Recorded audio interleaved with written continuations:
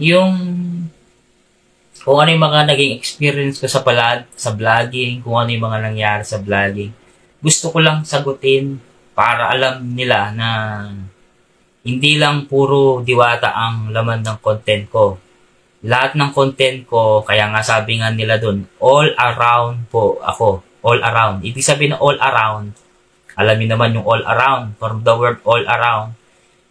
Pwede kang content ng reaction video, pwede kang, ibig sabihin yan, sikat ka na talaga kasi marami ka ng basher. Okay lang yan, huwag mo nilang pansinin. Wala naman sila alam sa personal mong buhay ko lang.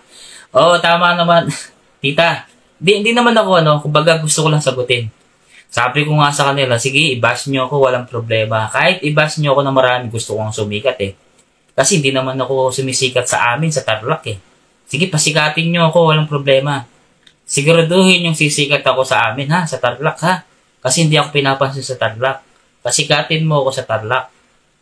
Ganun lang yan, kasimple. At take note ha, hindi ako dumidikit-dikit kay Diwata para lang makasahod. Actually, sumasahod na ako guys. Noon pa.